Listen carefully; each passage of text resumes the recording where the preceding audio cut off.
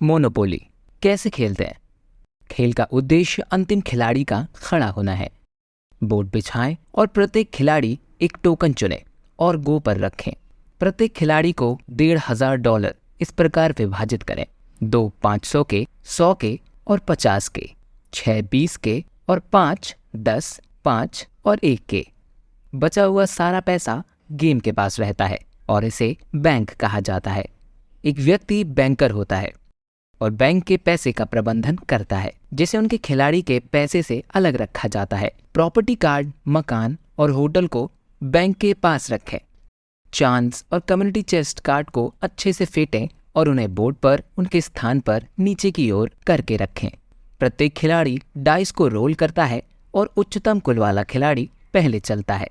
फिर खेल क्लॉकवाइज आगे बढ़ता है। अपनी बारी पर दोनों डाइस को रोल करें और अपने टोकन को जितना टोटल आया उतने स्थान क्लॉकवाइज ठीक से आगे बढ़ाएं।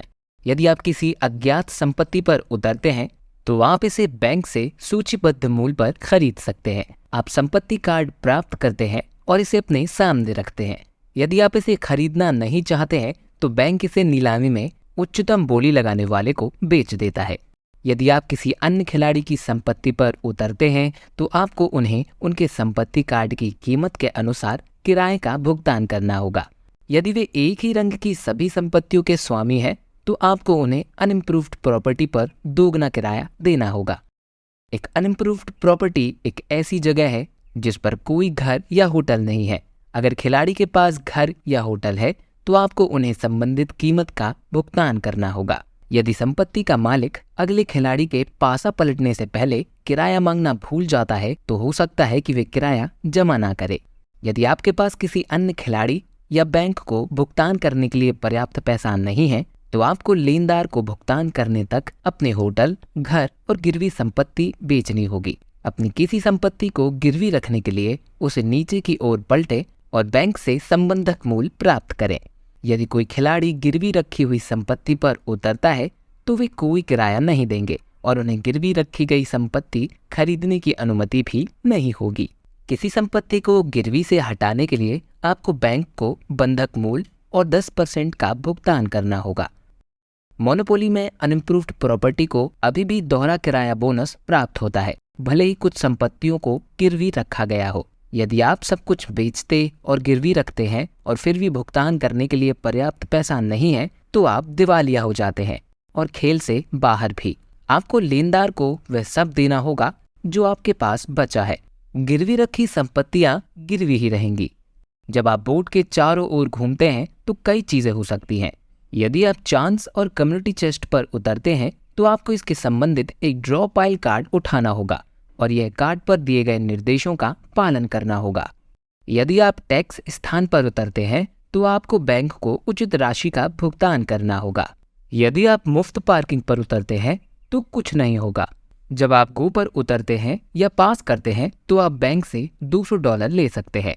यदि आप गो जेल पर उतरते हैं तो आप तुरंत जेल जाते हैं और गो पास नहीं हो पाएंगे और $200 भी आपको नहीं मिलेंगे। यदि आप जेल की जगह पर उतरते हैं तो आप जेल में नहीं, आप बस वहीं से निकल रहे हैं। यदि आप डबल रोल करते हैं तो आपको रोल करने और फिर से आगे बढ़ने का मौका मिलता है जब तक कि यह आपकी तीसरी बार नहीं है। एक ही बारी में डबल रोल नहीं आया तो आप सीधे जेल जाएंगे।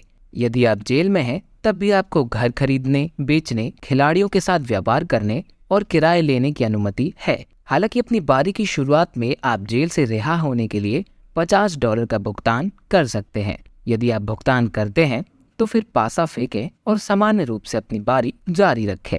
या यदि आप भुगतान नहीं करना चुनते हैं तो आप अभी भी पासा फेंक सकते हैं। यदि आपका डबल्स आता है तो आप जेल से रिहा हो जाते हैं और उतनी जगह आगे बढ़ जाते हैं। तब आपकी बारी समाप्त हो जाती है। आपको फिर से रोल करने का मौका नहीं मिलता। यदि आप जेल में अपनी तीसरी बारी तक डबल्स लाने में विफल रहते हैं तो आपको $50 का भुगतान करना होगा और आपके द्वारा रोल किए गए स्थानों की संख्या को स्थानांतरित करना होगा। खेल के दौरान आप केवल अन्य खिलाड़ियों के नगद, जेल से मुक्त कार्ड और संपत्तियां जिनके पास कोई घर या होटल नहीं है से ही व्यापार कर सकते हैं। आप खिलाड़ियों को बिल्डिंग्स नहीं बेच सकते।